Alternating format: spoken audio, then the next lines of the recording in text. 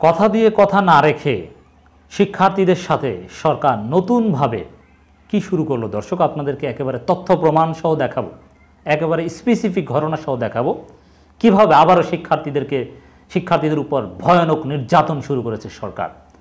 Internet বন্ধ করে, curfew দিয়ে, ক্র্যাকডাউন চালিয়ে, পুলিশ, র্যাব, বিজিবি, সেনাবাহিনী দিয়ে নির্বিচারে গুলি চালিয়ে, গণহত্যা চালিয়ে সরকার শান্ত হয়নি। সরকার বলেছিল এই ক্র্যাকডাউনের পর যে এই যে সহিংসতা, অগ্নিকাণ্ড, এগুলো শিক্ষার্থীরা করেনি। শিক্ষার্থীদের বক্তব্য কিন্তু অনেকটা মেনে নিয়েছিল। শিক্ষার্থীরাও জানিয়েছিল যে অগ্নিকাণ্ডের সাথে তাদের কোনো সম্পর্ক নেই, তারা শান্তিপূর্ণ আন্দোলনে বিশ্বাসী। আমরাও বলি যে আমরা যে আন্দোলন সমর্থন করি, আমি একজন অ্যানালিস্ট এবং অ্যাক্টিভিস্ট হিসেবে যে আন্দোলন সমর্থন করি, সেগুলো হচ্ছে শিক্ষার্থীদের শান্তিপূর্ণ আন্দোলন। আন্দোলনের নামে মানুষ হত্যা, আন্দোলনের নামে অগ্নিসংযোগ, ভাঙচুর, এগুলোকে সামান্যতম সমর্থন আমরা করি না। বারবার কিন্তু বলছি এগুলো সন্ত্রাসী কাজ। যদিও এই সহিংসতা, অগ্নিকাণ্ড, এগুলোর জন্য আমি আওয়ামী লীগকে দায়ী করছি এবং আওয়ামী লীগের লোকজনই অগ্নিকাণ্ডের ঘটনা ঘটিয়েছে। যেমন গাড়িতে আগুন দেওয়ার জন্য 4 লাখ টাকায় স্বেচ্ছাসেবক লীগের নেতার সাথে চুক্তি হয়, এগুলো তো আপনারা দেখেছেন। তো সরকার এই ক্র্যাকডাউনের পর বলেছিল, কারফিউর মধ্যেই বলেছিল যে সাধারণ শিক্ষার্থীদের কোনো হয়রানি করা হবে না, তারা অগ্নিসংযোগ এগুলো করেনি, এগুলো সব বিএনপি জামাত করেছে, বিএনপির মদরের জামাত শিবির করেছে, ইত্যাদি ইত্যাদি।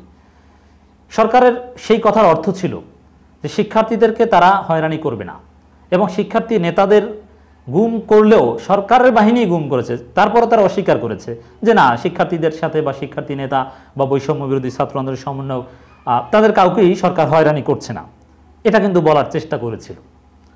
কিন্তু কথা দিয়ে সরকার কথা রাখতে পারেনি, নতুনভাবে তাদেরকে হয়রানি করতে শুরু করেছে। দর্শক, বিভিন্ন মামলায় শিক্ষার্থীদেরকে আসামি করা হচ্ছে। আইনমন্ত্রী বলছেন আন্দোলন করার কারণে কোনো সাধারণ শিক্ষার্থীদের বিরুদ্ধে হয়রানিমূলক মামলা হবে না, এটা অনেকবার বলেছেন, একেবারে সর্বোচ্চ পর্যায় থেকে বলা হয়েছে। কিন্তু আমরা এখন দেখতে পাচ্ছি সাধারণ শিক্ষার্থীদেরকে আসামি করে, বিভিন্ন বিশ্ববিদ্যালয়ের শিক্ষার্থীদেরকে গণহারে আসামি করে মামলা করা হচ্ছে। সেক্ষেত্রে শেরেবাংলা কৃষি বিশ্ববিদ্যালয়ের 20 জন শিক্ষার্থীকে আসামি করে একটি মামলা করেছে পুলিশ।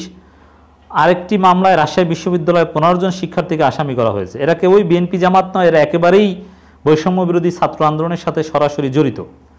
এর মানে কিভাবে এখন মামলা দিয়ে, মানে প্রথমে সরকার ভেবেছিল জনগণের 100% সমর্থন তো সাধারণ শিক্ষার্থীদের প্রতি, অতএব সাধারণ শিক্ষার্থীদের বিরুদ্ধে মামলা দিলে, তাদের বিরুদ্ধে বললে বিষয়টা কেমন না, এই জন্য সাধারণ শিক্ষার্থীরা ভালো, তারা অগ্নিসংযোগ করেনি, এগুলো সব বিএনপি জামাত, এরকম বলেছিল। কিন্তু পরিস্থিতি কয়েকদিন পর সরকার এখন পল্টি মেরেছে, সাধারণ শিক্ষার্থীদেরকে মামলা দিয়ে হয়রানি করছে। শেরেবাংলা নগর থানায় করা মামলা এজাহারে বলা হয়, কোটা সংস্কারের দাবিতে 11 জুলাই বিকেলে শেরেবাংলা কৃষি বিশ্ববিদ্যালয় 2 নম্বর গেটের সামনে আন্দোলনরত শিক্ষার্থীরা রাস্তা অবরোধ করে যানবাহন চলাচল বন্ধ করে দেন। খবর পেয়ে পরিস্থিতি নিয়ন্ত্রণ করতে গেলে আন্দোলনরত শিক্ষার্থীরা পুলিশ সদস্যদের উপর ইটপাটকেল নিক্ষেপ করতে থাকেন। ইটের আঘাতে 2 জন পুলিশ কর্মকর্তা রক্তাক্ত জখম হন। এছাড়া আরও অনেক পুলিশ সদস্যের ইটের আঘাতে আহত হন। এক পর্যায়ে পুলিশ সদস্যরা আন্দোলনকারীদের ধাওয়া দিলে তারা ছত্রভঙ্গ হয়ে যান। এজাহারে নাম উল্লেখ করা হয়, আসামিদের মধ্যে রয়েছেন শেরেবাংলা কৃষি বিশ্ববিদ্যালয়ের কৃষি বিভাগের 2য় বর্ষের ছাত্র তৌহিদ আহমেদ, আব্দুল কবির, মোহাম্মদ রায়হান, সৌরভ শাহরিয়ার, মহমিনুল হাসান হাবিব, আনাস সাগর, ইমরান আহসান হাবিব, ওয়াসিউল ইসলাম, মুজাহিদুল ইসলাম, আলতাফ সেলিম, রেজা নূর ইসলাম, আসিফ রিফাত, একেবারে ডিপার্টমেন্ট সহ এগুলো, এই যে আসামিগুলো করা হয়েছে, এগুলো ছাত্রলীগের লিস্ট অনুযায়ী ঢুকিয়ে দেওয়া হয়েছে। এরা একেবারে নন পলিটিক্যাল, মানে প্রথমে বলেছিল যে শিক্ষার্থীদেরকে হয়রানি করা হবে না, এখন সুনির্দিষ্টভাবে নাম ধরে ধরে সাধারণ শিক্ষার্থীদের, নন পলিটিক্যাল বৈষম্য বিরোধী ছাত্র আন্দোলনের সাথে যারা জড়িত তাদেরকে এভাবে মামলার আসামি করছে এই নিপীড়ক সরকার। রাজশাহী বিশ্ববিদ্যালয়ের আপনাদেরকে একটু শোনাই।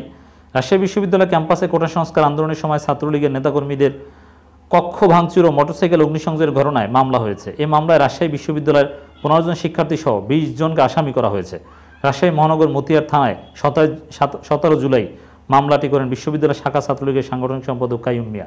সরকার মামলা গ্রহণ করছে ইজিলি রাষ্ট্র। মামলা এজাহারের তথ্য অনুযায়ী আসামিরা রামদা, লোহার রড, লোহার পাইপ সহ দেশীয় অস্ত্র নিয়ে 16 জুলাই বেলা 3:30টার দিকে বিশ্ববিদ্যালয় বঙ্গবন্ধু শেখ মুজিবুর রহমান হলে যায়। হলের প্রধান ফটকে তালা ভেঙে ছাত্রলীগের পুরনো 27টি বাইক আগুন ধরিয়ে দেয়। এছাড়া ছাত্রলীগের নেতাকর্মীদের কক্ষে ভাঙচুর, কয়েকটি ল্যাপটপ চুরি ও সনদপত্র ফুরিয়ে ফেলা হয়। আসামিরা হলেন রাজশাহী বিশ্ববিদ্যালয় ইসলামিক স্টাডিজ বিভাগের শিক্ষার্থী সালাউদ্দিন আম্মার, অর্থনীতি বিভাগের তোফায়েল আহমেদ, প্রাণ রসায়ন অনুবিজ্ঞান বিভাগের ফজলে রাব্বি, আরবি বিভাগের মাহাদি হাসান, ইত্যাদি ইত্যাদি। মানে একেবারেই সুনির্দিষ্টভাবে আসামি করা হয়েছে সাধারণ শিক্ষার্থীদেরকে। দেখেন, প্রকাশ্যে অস্ত্রবাজি করলো ছাত্রলীগ। ঢাকা বিশ্ববিদ্যালয়ে সেই গোপালগঞ্জের একজনের স্বেচ্ছাসেবক লীগ নেতার আত্মীয়র ছবি আপনারা দেখেছেন, সাবেক ছাত্রলীগ নেতা রামদা দিয়ে প্রকাশ্য অস্ত্র নিয়ে একেবারে নাম পরিচয় পদ পদবি সহ প্রকাশ পেয়েছে, অস্ত্রবাজি করেছে। কারোর বিরুদ্ধে কোনো মামলা নেই, মামলা হচ্ছে সাধারণ শিক্ষার্থীদের বিরুদ্ধে। এর মানে সাধারণ শিক্ষার্থীরা আন্দোলন করে ছাত্রলীগকে যে ক্যাম্পাস থেকে বা সন্ত্রাসকে বিতরিত করেছে, আবার সাধারণ শিক্ষার্থীদেরকে নতুন নতুন মামলা দিয়ে হয়রানি করে ছাত্রলীগকে ক্যাম্পাসে ক্যাম্পাসে প্রতিষ্ঠা করার একটা মিশন এই নিপীড়ক সরকার হাতে নিয়েছে। এটা দুর্বিসন্ধি। জাহাঙ্গীরনগর বিশ্ববিদ্যালয় মানে যেখানে যেখানে ছাত্রলীগকে ভালোভাবেই ক্যাম্পাস ছাড়া করা হয়েছে, সেখানে মামলা দিয়ে শিক্ষার্থীদেরকে হয়রানি করা হচ্ছে, ছাত্রলীগকে পুনঃপ্রতিষ্ঠা করার কৌশল নতুনভাবে এটা করছে। আমরা তীব্র নিন্দা প্রতিবাদ জানাই। কোটা সংস্কার আন্দোলন কর্মসূচিকে ঘিরে জাহাঙ্গীরনগর বিশ্ববিদ্যালয়ের অজ্ঞাতনামা ছাত্রছাত্রীদের নামে ঢাকার আশুলিয়া থানায় মামলা হয়েছে। 17 জুলাই মামলাটি করেন আশুলিয়া থানার উপপরিদর্শক শরীফ আহমেদ। মামলা এজাহারে জাহাঙ্গীরনগর বিশ্ববিদ্যালয়ের ইতিহাস বিভাগের 39তম ব্যাচের নবীন রহমান, একই বিভাগের 40তম ব্যাচের মোহাম্মদ মেহেদি হাসান হিরণ এবং অর্থনীতি বিভাগের 40তম ব্যাচের সাগরের নাম উল্লেখ রয়েছে। 4 জনই বিশ্ববিদ্যালয়ের প্রাক্তন শিক্ষার্থী। এরা পিওর সাধারণ শিক্ষার্থী। কাউকে কাউকে বলা হচ্ছে যে এরা ছাত্রদলের সাথে জড়িত, কিন্তু বেশিরভাগ ক্ষেত্রেই এরকম সাধারণ শিক্ষার্থীদের নামে মামলা করা হচ্ছে। তো সরকার কথা দিয়ে কথা রাখছে না। ছাত্রলীগকে পুনঃপ্রতিষ্ঠা করার জন্যে এভাবে নানানভাবে হয়রানিমূলক মামলা একের পর এক করে যাচ্ছে, আমরা স্পষ্টতই দেখতে পাচ্ছি। দর্শক, এটা থেকে প্রমাণিত হয় যে সাধারণ শিক্ষার্থীদের ছাত্রলীগেরকে ক্যাম্পাস থেকে তাড়িয়ে দিয়েছে, এজন্য সরকার এদেরকে ছাড়বে না, মামলা দিয়ে হয়রানি করবে। অতএব শিক্ষার্থীদের আন্দোলন চালিয়ে যাওয়ার কোনো বিকল্প নেই।